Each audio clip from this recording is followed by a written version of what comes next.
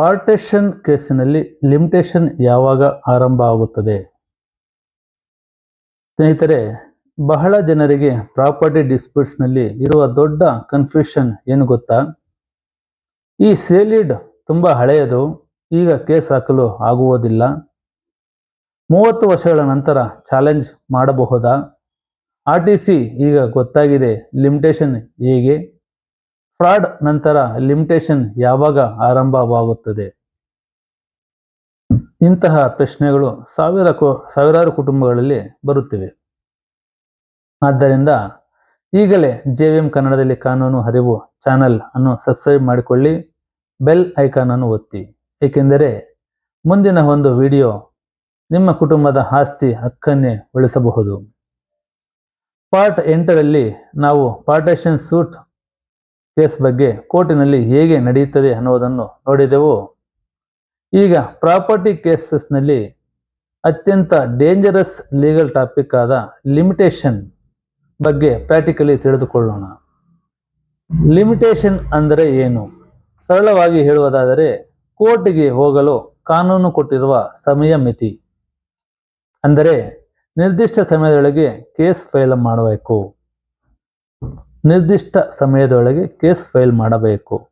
Practical problems ಏನೆಂದರೆ, ಬಹಳ families ಡಿಸ್ಪ್ಯೂಟ್ನಲ್ಲಿ old ಸೇಲಿಡ್ ಇರುತ್ತದೆ, ಐಡನ್ ಟ್ರಾನ್ಸಾಕ್ಷನ್ಸ್ ಇರುತ್ತವೆ, ಫ್ರಾಡಲ್ಟ್ ಅಂದರೆ ಮೋಸದಾರಿಕೆ ಆಗಿರುವಂತಹ ಮುಟೇಷನ್ ಎಂಟ್ರೀಸ್ ಇರುತ್ತದೆ, ವುಮೆನ್ ಏರ್ಸ್ ಮಾಹಿತಿ ಕೊಡುವುದಿಲ್ಲ, ಮತ್ತು ಸೀಕ್ರೆಟ್ ಪಾರ್ಟಿಷನ್ ಮಾಡಿರ್ತಾರೆ. ಈ ಒಮ್ಮೆ ಹಿಂದೆ ಏನು ಚಾನಲ್ ಒಂದು ಪಾರ್ಟ್ 8ರಲ್ಲಿ ನಾವು ತಿಳಿದುಕೊಂಡ ಹಾಗೆ ಸೇಲ್ ಡೀಡ್ಸ್ ಮತ್ತು ಹೈಡನ್ ಡಾಕ್ಯುಮೆಂಟ್ಸ್, ಹೈಡನ್ ಟ್ರಾನ್ಸಾಕ್ಷನ್ಸ್ ಇವೆಲ್ಲ ಕೂಡ ಇಲ್ಲೂ ಬರುತ್ತವೆ. ಈ ನಿಟ್ಟಿನಲ್ಲಿ ಓಲ್ಡ್ ಸೇಲ್ ಡೀಡ್ಸ್ ಇದ್ದಾಗ ಮತ್ತು ಹೈಡನ್ ಟ್ರಾನ್ಸಾಕ್ಷನ್ಸ್ ಆಗಿರುವಾಗ, ಫ್ರಾಡ್ ಮಾಡಿರುವಂಥ ಮುಟೇಷನ್ಸ್ ಎಂಟ್ರೀಸ್ ಇದ್ದಾಗ, ವುಮೆನ್ ಏರ್ಸ್ಗೆ ಅವ್ರಿಗೆ ಗೊತ್ತಿಲ್ಲದಿರ ಮಾಡಿರುವಂತಹ ಮಾಹಿತಿ ಕೊಡದೆ ಮಾಡಿರುವಂತಹ ದಾಖಲೆ ಇರಬಹುದು, ಸೀಕ್ರೆಟ್ ಪಾರ್ಟಿಷನ್ ಮಾಡಿದ್ದಾಗ, ಇವೆಲ್ಲ ಮಾಡಿರುವಂಥವು ಸುಮಾರು ವರ್ಷಗಳು ಇವರಿಗೆ ಗೊತ್ತಾಗದೇ ಇದ್ದಾಗ, ಜಂಟಿ ಕುಟುಂಬದಲ್ಲಿ ಇರುವಂತಹ ಸದಸ್ಯರಿಗೆ, ಹೆಣ್ಣು ಮಕ್ಕಳಿಗೆ, ಅಂದರೆ ಇವಾಗ ಯಾರು ತಾತ ಮತ್ತು ಅವರ ತಂದೆ ಮಾಡಿರೋಂಥ ಕೆಲವೊಂದು ದಾಖಲೆಗಳು ಮಕ್ಕಳಿಗೆ ಗೊತ್ತೇ ಇರೋದಿಲ್ಲ. ಅವರ ಕೆಲವೊಂದು ಸಮಯದಲ್ಲಿ ಅವರು ಯಾವುದು ಹೇಳದೆ ಹೊರಟೋಗಿರ್ತಾರೆ. ಆ ದಾಖಲೆ ಎಲ್ಲಿಟ್ಟಿದೆ ಅಂತ ಕೂಡ ಗೊತ್ತಿರೋದಿಲ್ಲ. ಈ ರೀತಿ ಆಗಿರುವಾಗ, ಯಾವ ಆಸ್ತಿ ಎಲ್ಲಿದೆ ಅಂತ ಕೂಡ ಕೆಲವೊಂದು ಸಮಯ ಗೊತ್ತಿಲ್ಲದೆ ಇದ್ದಾಗ, ಆ ರೀತಿ ಗೊತ್ತಿಲ್ಲದೆ ಆಗಿರೋಂಥ ದಾಖಲೆಗಳು ಸಿಗದೇ ಇದ್ದಾಗ, ಯಾವಾಗಲೂ ಮತ್ತೆ ಎಷ್ಟೋ ಸುಮಾರು ವರ್ಷಗಳಾದ ಮೇಲೆ ಸಿಕ್ಕಾಗ ಅಥವಾ ಅದರ ಮೇಲೆ ಗೊತ್ತಾದಾಗ ಕಾಲಮಿತಿ ಇಲ್ಲಿ ತುಂಬ ಮುಖ್ಯವಾಗಿರುತ್ತದೆ. ನಂತರ ತುಂಬ ವರ್ಷಗಳ ಬಳಿಕ ನಿಜ ಗೊತ್ತಾದ ಮೇಲೆ ನಾವು ಕೇಸ್ ಹಾಕಬೇಕಾದರೆ ಕಾಲಮಿತಿ ಇರಲೇಬೇಕು. ಕಾಮನ್ ಕ್ವಶನ್ ಏನೆಂದರೆ, ಹಳೆಯ ಡಾಕ್ಯುಮೆಂಟ್ ಆದ್ದರಿಂದ ಕೇಸ್ ಮುಗಿದು ಹೋಯಿತಾ? ಯಾವಾಗಲೂ ಅಲ್ಲ, ಕೋರ್ಟ್ ಫ್ಯಾಕ್ಟ್ಸ್ ನೋಡಿ ಡಿಸೈಡ್ ಮಾಡುತ್ತದೆ. ಹಳೆಯ ದಾಖಲೆ ಸಿಕ್ಕಾಗ ಅದಾಗಲೇ 20 ವರ್ಷ, 30 ವರ್ಷ, 40 ವರ್ಷ ಆಗೋಗ್ಬಿಟ್ಟಿದೆ. ಆದರೆ ಇವಾಗ ನಮಗೆ ಈಗ ಹಳೆಯ ದಾಖಲೆ ಸಿಕ್ಕಿದೆ, ಇಂಥ ಪರ್ಟಿಕ್ಯುಲರ್ ಪ್ಲೇಸಲ್ಲಿ, ಇಂಥ ಪರ್ಟಿಕ್ಯುಲರ್ ಊರಲ್ಲಿ, ಇಂಥ ಸರ್ವೆ ನಂಬರಲ್ಲಿರುವಂಥ ಜಮೀನು ನಮ್ಮ ತಂದೆನೋ ನಮ್ಮ ತಾತನೋ ಅದನ್ನು ಕೊಂಡುಕೊಂಡಿದ್ರು, ಪರ್ಚೇಸ್ ಮಾಡಿಕೊಂಡಿದ್ರು, ಅದರ ಸೇಲಿಡ್ ನೋಂದಣಿಯಾಗಿತ್ತು, ನೋಂದಣಿ ಪತ್ರ ನಮ್ಮ ಹತ್ರ ಇದೆ, ಈಗ ಸಿಕ್ಕಿದೆ. ಈಗ ಅದರ ಭಾಗ ನಾವು ಅದು ಏನಿದೆಯೋ ಆ ಪ್ರಾಪರ್ಟಿ ನಮ್ಮದೇ ಆಗಿದ್ದು, ನಮ್ಮ ಹಿರಿಯರದಾಗಿದ್ದು, ನಾವು ಅದನ್ನು ವಾಪಸ್ಸು ಪೊಸಿಷನ್ಗೆ ಹೋಗಬೇಕು ಅಂತೇಳಿ ಹೋದಾಗ, ಅಲ್ಲಿ ಪೊಸಿಷನ್ಲಿ ಬೇರೆಯವರು ಇರ್ತಾರೆ, ಅಥವಾ ಮೂಲವಾಗಿ ಮಾರಾಟ ಮಾಡಿದಂತಹ ವ್ಯಕ್ತಿಗಳು ಇರ್ತಾರೆ. ಆ ಸಮಯದಲ್ಲಿ ಆ ಪೊಸಿಷನ್ ಬಿಟ್ಕೊಡಿ, ಈ ಥರ ಸೇಲಿಡ್ ಆಗಿದೆ ಅಂತ ಹೇಳಿದ್ರೆ ಯಾರು ಬಿಟ್ಕೊಡೋದಿಲ್ಲ. ಸುಮಾರು ವರ್ಷಗಳಾಗ್ಬಿಟ್ಟಿರುತ್ತೆ, ಯಾರು ಹೋಗಿರಲ್ಲ. ಈ ನಿಟ್ಟಿನಲ್ಲಿ ಕೇಸ್ ಪ್ರಕರಣ ದಾಖಲು ಮಾಡಬೇಕಾದ್ರೆ ಲಿಮಿಟೇಷನ್ ಇರೋದಿಲ್ಲ. ಲಿಮಿಟೇಷನ್ ಇರುವಂಥದ್ದು ಒಂದು ಸೇಲ್ ಡೀಡ್ಗೆ 12 ವರ್ಷ ಫೈನಲ್ ಆಗಿ. 12 ವರ್ಷ ದಾಟಿದ ಮೇಲೆ ಲಿಮಿಟೇಷನ್ ಇರೋಲ್ಲ. ಈ ರೀತಿಯಾಗಿದ್ದಾಗ 20 ವರ್ಷ 30 ವರ್ಷ ಆದಾಗ ಲಿಮಿಟೇಷನ್ ಇಲ್ಲದೆ ಇದ್ದಾಗ ಏನು ಮಾಡಬೇಕು ಅನ್ನೋದನ್ನ ಇಲ್ಲಿ ಕ್ಲಿಯರಾಗಿ ನಾವು ನೋಡಬೇಕಾದಂತಹ ಪರಿಸ್ಥಿತಿ ಮತ್ತು ಕಾನೂನಿನ ಒಂದು ಸ್ಥಿತಿ ನೋಡೋಣ. ಈ ನಿಟ್ಟಿನಲ್ಲಿ ಫ್ರಾಡ್ ಕೇಸಸ್ನಲ್ಲಿ ಇಂಪಾರ್ಟೆಂಟ್ ಪ್ರಿನ್ಸಿಪಲ್, ಒಂದು ವೇಳೆ ಫ್ರಾಡ್ ಕನ್ಸೀಲ್ಮೆಂಟ್ ಇದ್ದರೆ, ಸೀಕ್ರೆಟ್ ಸೇಲ್ ಡೀಡ್ ಇದ್ದರೆ, ಐಡನ್ ಮುಟೇಷನ್ ಇದ್ದರೆ, ಪ್ಲೇಂಟಿಫ್ಸ್ಗೆ ನಾಲೆಡ್ಜ್ ಇರದಿದ್ದರೆ, ಈ ಮೇಲ್ಕಂಡ ಅಂತೆ fraud concealment, secret sale deed, hidden mutation ಆಗಿದ್ದಾಗ, ಮತ್ತು ಮುಖ್ಯವಾಗಿ ಪ್ಲೇನ್ಲಿಸ್ಗೆ ಇದ್ರ ಬಗ್ಗೆ ನಾಲೆಡ್ಜ್ ಇಲ್ಲದೆ ಇದ್ದಾಗ, ಇವ್ಯಾವು ಏನೇನಾಗಿದೆ ಇವೆಲ್ಲ ಫ್ಯಾಕ್ಟ್ ಮೇಲೆ ಇವ್ರಿಗೆ ನಾಲೆಡ್ಜ್ ಇಲ್ಲದೆ ಇದ್ದಾಗ ಈ ಕೆಲ ಸಂದರ್ಭಗಳಲ್ಲಿ ಲಿಮಿಟೇಷನ್ ನಾಲೆಡ್ಜ್ ಡೇಟ್ ಇಂದು ಆರ್ಗ್ಯೂ ಆಗಬಹುದು. ಇಲ್ಲಿ ಮುಖ್ಯವಾಗಿ ಹೇಳುತ್ತೆ ಸೆಕ್ಷನ್ ಈ ಕೆಲ ಸಂದರ್ಭಗಳಲ್ಲಿ ಲಿಮಿಟೇಷನ್ ನಾಲೆಡ್ಜ್ ಡೇಟ್ ಇದೆ ಇಂದು ಆರ್ಗ್ಯೂ ಆಗಬಹುದು ಅಂತ ಹೇಳಿದ್ರೆ, ಈ ರೀತಿಯಾಗಿದ್ದಾಗ ಕೋರ್ಟ್ ಏನು ನೋಡುತ್ತದೆ ಅನ್ನೋದನ್ನು ಇಲ್ಲಿ ಮುಖ್ಯವಾಗಿ ತಿಳ್ಕೊಬೇಕಾಗ್ತದೆ. ಈ ಥರ ಆಗಿದ್ದಾಗ ಕಾಲಮಿತಿ ಇಲ್ಲದೆ ಇದ್ದಾಗ ಕೋರ್ಟ್ಗೆ ನಾವು ನಿಲ್ಲಿಸಿದಾಗ ಕೋರ್ಟ್ ಏನು ನೋಡ್ತದೆ ಅಂತ ಹೇಳಿದ್ರೆ, ಪ್ಲೇಂಟಿಫ್ಸ್ಗೆ ನಾಲೆಡ್ಜ್ ಯಾವಾಗ ಬಂತು ಅನ್ನೋದನ್ನು. ಈ ಪ್ಲೇಂಟಿಫ್ಗೆ ಈ ಮೋಸ ಆಗಿರೋದಾಗಲಿ, ಸೆಲಿಡ್ ಆಗಿರೋದಾಗಲಿ, ಪ್ರಾಪರ್ಟಿ ಇರೋದಾಗಲಿ, ಹಳೆ ಪ್ರಾಪರ್ಟಿ, ಅವ್ರ ತಾತ ಪ್ರಾಪರ್ಟಿನೋ, ಜಂಟಿ ಪ್ರಾಪರ್ಟಿನೋ, ಇಲ್ಲ ಅವ್ರ ಮನೆ ಆಸ್ತಿನೋ, ಅದು ಹಳೆ ಆಸ್ತಿ, ಇವರಿಗೆ ಪ್ಲೇಂಟಿಫ್ ವಾದಿಗೆ ಯಾವಾಗ ತಿಳಿದು ಬಂತು ಅನ್ನೋದನ್ನು ನೋಡುತ್ತೆ ಹೊರತು ಅದು ಎಷ್ಟು ವರ್ಷ ಆಗಿದೆ ಅಂತ ಕೋರ್ಟು ಅದನ್ನ ಸೈಡ್ ಇಡುತ್ತೆ. ಎಷ್ಟು ವರ್ಷ ಆಗಿದೆ ಅನ್ನೋದನ್ನ ಕಾಲಮಿತಿ ಪಕ್ಕದಲ್ಲಿಟ್ಟು ಇವ್ರಿಗೆ ಯಾವಾಗ ತಿಳಿಯಿತು ಅನ್ನೋದು ಇಂಪಾರ್ಟೆಂಟ್ ವಾದಿ ಕೇಸ್ ಆಗ್ದಂಗೆ. ಮತ್ತೆ ಫ್ರಾಡ್ ಕನ್ಸೀಲ್ ಮಾಡಲಾಗಿತ್ತಾ ಅಂದರೆ ಫ್ರಾಡ್ ಆಗಿತ್ತಾ ಅನ್ನೋದನ್ನ ನೋಡುತ್ತೆ. ಫ್ರಾಡ್ ಆಗಿದೆಯಾ, ಇದು ಆಗಿಲ್ವಾ, ಇಲ್ಲ ಇವರು ಸುಮ್ಮನೆ ಹೇಳ್ತಾರ ವಾದಿ, ಇಲ್ಲ ಪ್ರತಿವಾದಿ ಯಾರು ಹೋಗಿದ್ದಾರೆ ಅವ್ರು ಸುಳ್ಳು ಮಾಡ್ಕೊಂಡಿದ್ದಾರೆ ಅನ್ನೋದನ್ನ ನೋಡುತ್ತೆ. ಮತ್ತೆ ಪೊಸಿಷನ್ ಯಾರ ಬಳಿ ಇತ್ತು, ಈ ಪೊಸಿಷನ್ ಯಾರ ಹತ್ರ ಇತ್ತು ಅನ್ನೋದು ಇಂಪಾರ್ಟೆಂಟ್ ನೋಡುತ್ತೆ. ಈ ಪೊಸಿಷನ್ ಮಾರಾಟ ಮಾಡಿಬಿಟ್ಟಿರ್ತಾನೆ, ಮಾರಾಟ ಮಾಡಿದ್ರೆ ಇನ್ನ ಪೊಸಿಷನ್ ಅಲ್ಲಿ ಇರ್ತಾನೆ ಅಂತ ಇಟ್ಕೊಳ್ಳಿ, ಆಗ ಪೊಸಿಷನ್ ಯಾರ ಹತ್ರ ಇತ್ತು, ಈ ಪೊಸಿಷನ್ ಇದ್ರಾ ಇಲ್ವಾ ಅನ್ನೋದು ಕೂಡ ನೋಡುತ್ತೆ. ಮತ್ತೆ ರೆವೆನ್ಯೂ ಎಂಟ್ರೀಸ್ ಯಾವಾಗ ಚೇಂಜ್ ಆಯಿತು, ಈ ರೆವೆನ್ಯೂ ಎಂಟ್ರೀಸ್ ಯಾವಾಗ ಚೇಂಜ್ ಆಯ್ತಾ ಇಲ್ವಾ ಅನ್ನೋದು ಕೂಡ ಗಮನದಲ್ಲಿ ಇಟ್ಕೋಬೇಕಾಗುತ್ತೆ. ಇವಾಗ ಸೇಲಿಡ್ ಆಗಿರುತ್ತೆ, ಬಟ್ ರೆವೆನ್ಯೂ ಎಂಟ್ರೀಸ್ ಏನೂ ಚೇಂಜ್ ಆಗಿರಲ್ಲ, ಹಾಗೆ ಇದ್ದಾಗಿರುತ್ತೆ, ಅವ್ರ ಹೆಸರಲ್ಲೇ ಮೂಲವಾಗಿದ್ದಿರುತ್ತೆ. ಈ ರೀತಿಯಾದಾಗ ಪ್ರಾಬ್ಲಮ್ ಆದಾಗ ಅದು ಕೋರ್ಟ್ ಗಮನಕ್ಕೆ ತರಬೇಕಾಗುತ್ತೆ. ಕೋರ್ಟ್ ಕೂಡ ಗಮನಿಸುತ್ತೆ ಕೂಡ, ಚೇಂಜಸ್ ಆಗಿದೆ ಇಲ್ಲೋ ಅನ್ನೋದನ್ನು ಗಮನಿಸುತ್ತೆ.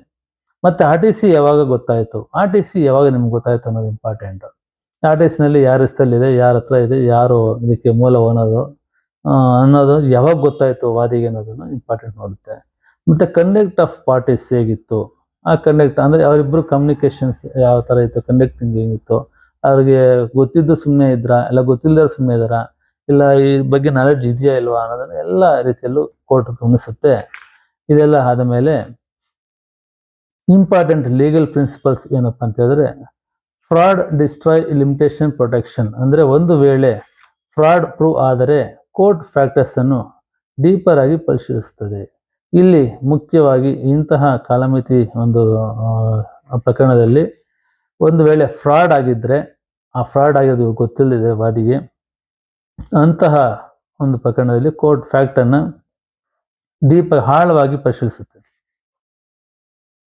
ಈ ನಿಟ್ಟಿನಲ್ಲಿ ಇಂಪಾರ್ಟೆಂಟ್ ಲೀಗಲ್ ಸೆಕ್ಷನ್ಸ್ ಏನೆಂದರೆ, ಆಗಲೇ ತಮಗೆ ಹೇಳ್ದಂಗೆ ಲಿಮಿಟೇಷನ್ ಆ್ಯಕ್ಟ್ 1963 ಸೆಕ್ಷನ್ 17 ತುಂಬ ತುಂಬ ತುಂಬ ಮುಖ್ಯವಾದಂತಹ ಸೆಕ್ಷನ್.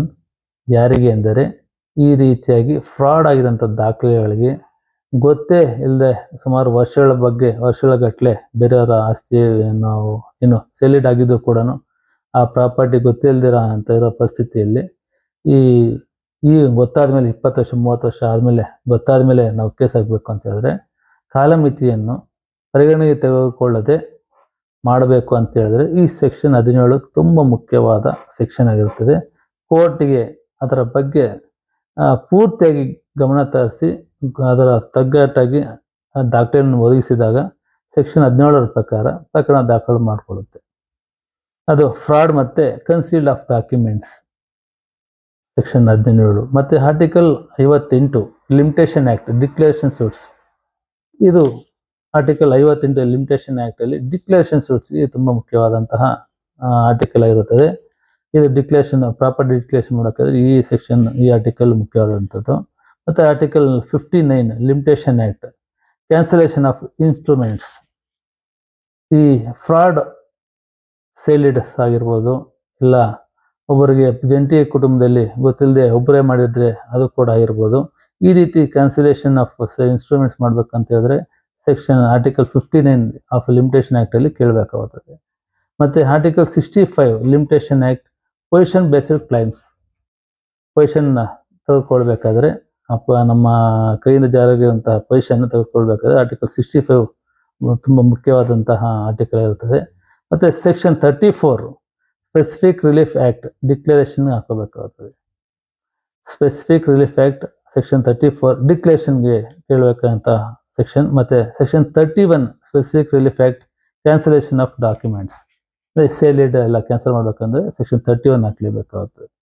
ಈ ರೀತಿಯಾಗಿ ಲೀಗಲ್ ಎಲ್ಲ ಆದ ಮೇಲೆ ಈಗ ಮುಖ್ಯವಾಗಿ ಇನ್ನೊಂದು ಹೇಳ್ಬೇಕಂತಂದರೆ ಈ ಪ್ರಕರಣಗಳಿಗೆ ಸಂಬಂಧಪಟ್ಟಂತೆ important landmark Supreme Court principles ಏನಪ್ಪ ಅಂತ ಹೇಳಿದ್ರೆ ಜಜ್ಮೆಂಟಲ್ಲಿ Prem Singh versus Birbal 2006 5 SCC 3553 court ಹೇಳಿದ್ದು ಏನೆಂದರೆ ಫ್ರಾಡಲ್ಟ್ ಅಂದರೆ ಮೋಸಗಾರಿಕೆ ಟ್ರಾನ್ಸಾಕ್ಷನನ್ನು ಚಾಲೆಂಜ್ ಮಾಡಬಹುದು. ವೈಡ್ ಡಾಕ್ಯುಮೆಂಟ್ಸ್ ಲಿಮಿಟೇಷನ್ ಪ್ರಿನ್ಸಿಪಲ್ಸ್ಗೆ ಡಿಫ್ರೆಂಟ್ ಟ್ರೀಟ್ಮೆಂಟ್ ಪಡೆಯಬಹುದು. ಈ ಮೇಲ್ಕಂಡ ಸೆಕ್ಷನ್ಗಳ ಪ್ರಕಾರ ಈ ಫ್ರಾಡ್ ಆಗಿರುವಂಥ ಡಾಕ್ಯುಮೆಂಟ್ನ ಚಾಲೆಂಜು ಮಾಡಬಹುದು, ಮತ್ತು ಕಾಲಮಿತಿ ಇಲ್ಲದೇ ಇದ್ದಾಗ ಅದನ್ನು ಸೆಕ್ಷನ್ 17 ಪ್ರಕಾರ ಇವೆಲ್ಲನೂ ವೈಡ್ ಡಾಕ್ಯುಮೆಂಟ್ ಅಂತ ಲಿಮಿಟೇಷನ್ ಪ್ರಿನ್ಸಿಪಲ್ಗೆ ಡಿಫ್ರೆಂಟ್ ಟ್ರೀಟ್ಮೆಂಟ್ ಕೂಡ ಪಡಿಬಹುದು ಅಂತ ಹೇಳಿದೆ. ಮತ್ತು ಇನ್ನೊಂದು ಸೈಟೇಷನ್ಸ್ ಅಂತ ಹೇಳಿದ್ರೆ ಸುಪ್ರೀಂ ಕೋರ್ಟ್ದು Dilboo versus Dhanraj 2000 Supreme Court ಈ ಒಂದು ಪ್ರಕರಣದಲ್ಲಿ ಕೋರ್ಟ್ ಹೇಳಿರುವಂಥದ್ದು ರಿಜಿಸ್ಟರ್ಡ್ ಡಾಕ್ಯುಮೆಂಟ್ ಇದ್ದರೆ ನಾಲೆಡ್ಜ್ ಪ್ರೆಸ್ಯೂಮ್ ಮಾಡಬಹುದು, ಆದರೆ ಫ್ಯಾಕ್ಟರ್ಸ್ ಮತ್ತು ಸರ್ಕಮ್ಸ್ಟೆನ್ಸ್ ತುಂಬ ಮುಖ್ಯ. ರಿಜಿಸ್ಟರ್ಡ್ ಆಗಿದ ತಕ್ಷಣವೇ ಮತ್ತು ನಾಲೆಡ್ಜ್ ಅದನ್ನು ಪ್ರೆಸ್ಯೂಮ್ ಮಾಡ್ಬೋದು, ಆದರೆ ಅದರಲ್ಲಿ ಕೂಡ ಫ್ಯಾಕ್ಟ್ ಇಂಪಾರ್ಟೆಂಟ್ ಆಗುತ್ತೆ. ಆ ಸೇಲ್ ಡೀಡಲ್ಲಿ ಆಗ್ಬೋದು, ಇನ್ನೊಂದು ಡಾಕ್ಯುಮೆಂಟ್ ಆಗ್ಬೋದು, ಫ್ಯಾಕ್ಟ್ಸ್ ಮತ್ತು ಸರ್ಕಮ್ಸ್ಟೆನ್ಸ್ ತುಂಬ ಮುಖ್ಯವಾಗಿರುತ್ತೆ, ಅವು ಕರೆಕ್ಟಾಗಿರಬೇಕು. ಮತ್ತು ಪ್ರಾಕ್ಟಿಕಲ್ ಡೇಂಜರ್ ಸಿಚುವೇಶನ್ ಅಂದರೆ ಪ್ರಾಕ್ಟಿಕಲ್ ಆಗಿ ಡೇಂಜರ್ ಸಿಚುವೇಶನ್ ಅಂತ ಹೇಳಿದ್ರೆ ಬಹಳ ಜನ RTC ಚೆಕ್ ಮಾಡೋದಿಲ್ಲ, ಮುಟೇಷನ್ ವೆರಿಫೈ ಮಾಡೋದಿಲ್ಲ, EC ತೆಗೆದುಕೊಳ್ಳೋದಿಲ್ಲ, ಅವರ ದಾಖಲೆಗಳೇ ಅವರ ಜಮೀನಿನ ಅವರ ಒಂದು ಇದರ ಆಸ್ತಿ ಬಗ್ಗೆ ಇವ್ಯಾವೂ ಮಾಡೋದಿಲ್ಲ, ಸುಮ್ಮನೆ ಸೈಲೆಂಟಾಗಿ ಇದು ಬಿಟ್ಟಿರ್ತಾರೆ, ಚೆಕ್ ಮಾಡೋದೇ ಇಲ್ಲ ಅವುಗಳನ್ನ. ಏನಾದ್ರು ಚೇಂಜ್ ಆಗಿದೆಯಾ, ಇದೆಯಾ ಇಲ್ಲ ಏನಾಗಿದೆ ಅಂತ ಕೂಡ ಚೆಕ್ ಮಾಡಲ್ಲ. ನಂತರ ಪ್ರಾಪರ್ಟಿ ಸೀಕ್ರೆಟ್ಲಿ ಸೇಲ್ ಆಗಿರ್ತದೆ, ರೆವಿನ್ಯೂ ರೆಕಾರ್ಡ್ಸ್ ಚೇಂಜ್ ಆಗಿರ್ತದೆ, ಆಗ ಡಿಲೇ ದೊಡ್ಡ ಲೀಗಲ್ ಪ್ರಾಬ್ಲಮ್ ಆಗಬಹುದು. ಇವು ಯಾವ ಗಮನದಲ್ಲಿ ಇಟ್ಕೊಂಡಿಲ್ಲ ಇದ್ದಾಗ ಯಾರೋ ಮೋಸ ಮಾಡಿ ಯಾರೋ ಮಾಡ್ಕೊಂಡ್ಬಿಟ್ಟಿರ್ತಾನೆ, ಸೇಲ್ ಡೇಟ್ ಆಗ್ಬಿಟ್ಟಿರುತ್ತೆ, ರೆವಿನ್ಯೂ ರೆಕಾರ್ಡ್ಸ್ ಚೇಂಜ್ ಆಗಿರುತ್ತೆ, ಇವೆಲ್ಲ ನೋಡದೇ ಇದ್ದಾಗ ದೊಡ್ಡ ಡಿಲೇ ಆಗುತ್ತೆ. ಇಷ್ಟು ದಿನ ಅದನ್ನು ಮಾಡಲಿಲ್ಲ ಅಂತ ಹೇಳಿದ್ರೆ ಡಿಲೇ ಇದ್ದಾಗ ಕೋರ್ಟ್ ಒಪ್ಕೊಳ್ಳೋದಿಲ್ಲ. ಅದು ನಿಮ್ಮ ನಾಲೆಡ್ಜ್ಗೆ ಗೊತ್ತಿದೆ ಅಂತ ಹೇಳಿದ ತಕ್ಷಣ ಡಿಲೇ ಆಗಿದೆ ಅಂತ ಗೊತ್ತಾದ್ರೆ ಕೂಡ ಏನು ಆ್ಯಕ್ಷನ್ ತೊಗೊಂಡಿಲ್ಲ ಅಂತ ಹೇಳಿದ್ರೆ ಕೋರ್ಟ್ ತೊಗೊಳೋದೇ ಇಲ್ಲ. ಕೋರ್ಟ್ ಯಾವಾಗ ರಿಲೀಫ್ ಕೊಡಬಹುದು? ಫ್ರಾಡ್ ಪ್ರೂವ್ ಆದಾಗ, ಅಂದರೆ ಫ್ರಾಡ್ ಪ್ರೂವ್ ಆದರೆ, ನಾಲೆಡ್ಜ್ ರೀಸೆಂಟ್ಲಿ ಬಂದಿದ್ದರೆ, ಕನ್ಸೀಲ್ಮೆಂಟ್ ಇದ್ದರೆ, ಕಂಟಿನ್ಯೂಸ್ ಪೊಸಿಷನ್ ಇದ್ದರೆ, ವುಮೆನ್ ಎಸ್ ಅನ್ಅವೇರ್ ಇದ್ದರೆ, ಮೈನರ್ ರೈಟ್ಸ್ ಅಫೆಕ್ಟ್ ಇದ್ದರೆ. ಇನ್ನೊಮ್ಮೆ ಕೋರ್ಟ್ ಯಾವಾಗ ರಿಲೀಫ್ ಕೊಡಬಹುದು ಅಂತ ನಾವು ತಿಳ್ಕೊಳ್ಬೇಕಾದ್ರೆ ಫ್ರಾಡ್ ಪ್ರೂವ್ ಆಗಿರಬೇಕು, ನಾಲೆಡ್ಜ್ ರೀಸೆಂಟಾಗಿ ಬಂದಿದೆ ಅಂತ ಪ್ರೂವ್ ಮಾಡಬೇಕು, ಕನ್ಸೀಲ್ಮೆಂಟ್ ಇರಬೇಕು, ಕಂಟಿನ್ಯೂಸ್ ಪೊಸಿಷನ್ ಇದ್ದಾಗ ಅಂದರೆ ಆ ಜಾಗ ಪೊಸಿಷನ್ ಇದಿದೆ ಅಂತ ನಾವು ಪ್ರೂವ್ ಮಾಡಿದಾಗ, ವುಮೆನ್ ಎಸ್ ಅನ್ಅವೇರ್ ಹೆಣ್ಣು ಮಕ್ಕಳಿಗೆ ತಿಳಿದೇ ಇದ್ದಾಗ, ಮೈನರ್ಸ್ ರೈಟ್ಸ್ ಅಂದರೆ ಅವ್ರು ಯಾವಾಗ ಮೇಜರ್ ಆಗ್ತಾರೋ ಆವಾಗಿಂದ ರಿಸ್ಟ್ರಿಕ್ಟ್ ಬರುತ್ತೆ, ಆವಾಗ ಈ ರೀತಿಯಾಗಿದ್ದಾಗ ಕೋರ್ಟ್ ರಿಲೀಫ್ ಕೇಳೋದಕ್ಕೆ ಒಂದು ರಿಲೀಫ್ ಕೊಡ್ಬೋದು ಅಂತ ತಿಳಿಸಿದೆ. ಇದರ ಬಗ್ಗೆ ಲೀಗಲ್ ರೆಮಿಡೀಸ್ ಏನು ಅಂತ ಹೇಳಿದ್ರೆ, ಅಫೆಕ್ಟೆಡ್ ಫ್ಯಾಮಿಲಿ ಮೆಂಬರ್ಸ್ ಮಾಡಬಹುದಾದ ಕ್ರಮಗಳು: ಡಿಕ್ಲರೇಷನ್ ಸೂಟ್ ಫೈಲ್ ಮಾಡಬಹುದು, ಸೇಲ್ ಡೀಡ್ ಕ್ಯಾನ್ಸಲೇಷನ್ ಕೇಳಬಹುದು, ಪಾರ್ಟಿಷನ್ ಸೂಟ್ ಫೈಲ್ ಮಾಡಬಹುದು, ಇಂಜೆಕ್ಷನ್ ಆರ್ಡರ್ ಪಡೆಯಬಹುದು, ಮುಟೇಷನ್ ಎಂಟ್ರೀಸ್ ಚಾಲೆಂಜ್ ಮಾಡಬಹುದು, ಫ್ರಾಡ್ ಪ್ಲೀಡ್ ಮಾಡಬಹುದು, RTC ಕರೆಕ್ಷನ್ ಕೇಳಬಹುದು, ಸ್ಟೇಟಸ್ಗೂ ಆರ್ಡರ್ ಕೇಳಬಹುದು. ಮತ್ತು ಇಂಪಾರ್ಟೆಂಟ್ ಪ್ರಾಕ್ಟಿಕಲ್ ಅಡ್ವೈಸ್ ಏನೆಂದರೆ, ಸಾಮಾನ್ಯವಾಗಿ ಎಲ್ಲ ಆಸ್ತಿ ಹೊಂದಿರೋಂತಹ ಎಲ್ಲರೂ ಮಾಡಬೇಕಾದಂತಹದ್ದು ರೆಗ್ಯುಲರ್ ಆಗಿ RTCನ ವೆರಿಫೈ ಮಾಡಬೇಕು, ಮುಟೇಷನ್ ಎಂಟ್ರೀಸ್ ಚೆಕ್ ಮಾಡಬೇಕು, EC ತೆಗೆದುಕೊಂಡು ನೋಡ್ತಾ ಇರಬೇಕು, ವುಮೆನ್ ಏರ್ಸ್ ರೈಟ್ಸ್ ಇಗ್ನೋರ್ ಮಾಡಬೇಡಿ, ಇದು ಮುಖ್ಯವಾದದ್ದು. ವಿಮೆನ್ಸ್ ರೈಟ್ನ ಯಾವತ್ತು ಇಗ್ನೋರ್ ಮಾಡಬೇಡಿ, ಅದು ಮುಂದೆ ನಿಮಗೆ ತೊಂದರೆ ಆಗುತ್ತೆ. ಅವ್ರು ಏನು ಹಾಕಿದೆಯೋ ಅವ್ರ ಶೇರ್ ಇದೆಯೋ ಅವ್ರು ಕೊಟ್ಬಿಡಿ. ಮತ್ತು ಓಲ್ಡ್ ಡಾಕ್ಯುಮೆಂಟ್ಸ್ ಪ್ರಿಸರ್ವ್ ಮಾಡಿರಿ. ಆ ಓಲ್ಡ್ ಡಾಕ್ಯುಮೆಂಟ್ಸ್ ಎಲ್ಲಂದಲ್ಲಿ ಬಿಸಾಕ್ಬಿಟ್ಟು ಗೊತ್ತಿಲ್ಲದೆ ಇರಬೇಡಿ, ಎಲ್ಲರೂ ಗೊತ್ತಿರೋ ಹಂಗೆ ಎಲ್ಲ ನಿಮ್ಮ ಮಕ್ಕಳಿಗೆ ಎಲ್ಲ ಅದ್ರ ಬಗ್ಗೆ ತಿಳಿಸಿ, ಎಲ್ಲಿದೆ ಅಂತ ಹೇಳಿ, ಯಾವ ಪ್ರಾಪರ್ಟಿ ಎಲ್ಲಿದೆ ಅಂತ ಕೂಡ ಅವ್ರಿಗೆ ತಿಳಿಸಿರಿ. ನಿಮ್ಮ ಮಕ್ಕಳನ್ನ ಅಲ್ಲಿ ಕರ್ಕೊಂಡೋಗಿ ತೋರಿಸಿ ಒಂದೊಂದು ಸತಿ, ಯಾಕಂದರೆ ಆ ನಾಲೆಡ್ಜ್ ಇಲ್ಲ ಅಂತ ಹೇಳಿದ್ರೆ ತುಂಬ ತೊಂದರೆ ಆಗುತ್ತೆ. ಮತ್ತು ಡಿಲೇ ಮಾಡದೆ ಲೀಗಲ್ ಅಡ್ವೈಸ್ ಪಡೆಯಿರಿ, ಇದು ತುಂಬ ಮುಖ್ಯವಾದದ್ದು. ನಿಮ್ಮ ಪ್ರಾಪರ್ಟಿಗಳ ಬಗ್ಗೆ ಮೊದಲು ನೀವು ಮಾಡಬೇಕಾದಂತಹದ್ದು ದಾಖಲೆಗಳು, ಅದರ ಜೊತೆಗೆ ಲೀಗಲ್ ಅಡ್ವೈಸ್ ಪಡ್ಕೋಬೇಕು. ಈ ನಿಟ್ಟಿನಲ್ಲಿ ಕಾನೂನು ಅಂದರೆ ಕೊನೆಯ ಕಾನೂನು ಸತ್ಯ ಏನೆಂದರೆ, ಪ್ರಾಪರ್ಟಿ ಡಿಸ್ಪ್ಯೂಟ್ಸ್ನಲ್ಲಿ ಸಮಯ ತುಂಬ ಮುಖ್ಯ. ತಿಳ್ಕೊಂಬಿಡಿ, ಕಾಲಮಿತಿ ಲಿಮಿಟೇಷನ್ ತುಂಬ ಮುಖ್ಯ. ಪ್ರಾಪರ್ಟಿ ಡಿಸ್ಪ್ಯೂಟ್ನಲ್ಲಿ ಸಮಯ ತುಂಬ ಮುಖ್ಯ. ಡಿಲೇ ಕೆಲವೊಮ್ಮೆ ರೈಟ್ಸ್ ವೀಕ್ ಮಾಡೋದು, ಅಂದರೆ ನಿಮ್ಮ ಹಕ್ಕನ್ನೇ ವೀಕ್ ಮಾಡುತ್ತೆ. ಆದರೆ ಫ್ರಾಡ್ ಕೇಸಸ್ನಲ್ಲಿ ಫ್ಯಾಕ್ಟರ್ಸ್ ಮತ್ತು ನಾಲೆಡ್ಜ್ ಡೇಟ್ ತುಂಬ ಇಂಪಾರ್ಟೆಂಟ್ ಆಗುತ್ತದೆ. ನಿಮಗೆ ಹೇಳಿದ ಹಾಗೆ ಸೆಕ್ಷನ್ 17 ನೀವು ಪ್ರೂವ್ ಮಾಡಬೇಕಂತಿದ್ರೆ ಇದು ತುಂಬ ಇಂಪಾರ್ಟೆಂಟ್ ಆಗುತ್ತೆ. ಫ್ಯಾಕ್ಟರ್ಸ್ ಮತ್ತು ನಾಲೆಡ್ಜ್ ಆಫ್ ಡೇಟ್ ತುಂಬ ಇಂಪಾರ್ಟೆಂಟ್ ಆಗಿರುತ್ತದೆ. ಕೋರ್ಟ್ ಯಾವಾಗಲೂ ನೋಡೋದು truth, conduct, evidence, fraud, knowledge. ಕಾಲಮಿತಿ ಕೇಸಲ್ಲಿ ಇವು ಮುಖ್ಯವಾದಂತಹದ್ದು. ಸ್ನೇಹಿತರೆ, ಮುಂದಿನ ಫೈನಲ್ ಪಾರ್ಟಿನಲ್ಲಿ ಪಾರ್ಟ್ 10 ನಲ್ಲಿ ಇನ್ನೂ ಪವರ್ಫುಲ್ ಲೀಗಲ್ ಟ್ರೂತ್ ನೋಡೋಣ. ಅದೇನೆಂದರೆ ಪ್ರಾಪರ್ಟಿ ಫ್ರಾಡ್ನಿಂದ ನಿಮ್ಮ ಹಕ್ಕು ಹೇಗೆ ಉಳಿಸಿಕೊಳ್ಳಬೇಕು, ಫೇಕ್ ಮುಟೇಷನ್ ಹೇಗೆ ಐಡೆಂಟಿಫೈ ಮಾಡಬೇಕು, ಸೀಕ್ರೆಟ್ ಸೇಲ್ ಡೀಡ್ ಯಾವಾಗ ಗೊತ್ತಾಗೋದು ಹೇಗೆ, ಫ್ಯಾಮಿಲಿ ಪ್ರಾಪರ್ಟಿ ಸುರಕ್ಷಿತವಾಗಿ ಉಳಿಸಿಕೊಳ್ಳುವುದು ಹೇಗೆ, ಇವೆಲ್ಲವನ್ನು ಪ್ರಾಕ್ಟಿಕಲಿ ಮತ್ತು ಕಾನೂನು ಆಧಾರಗಳೊಂದಿಗೆ ನೋಡೋಣ.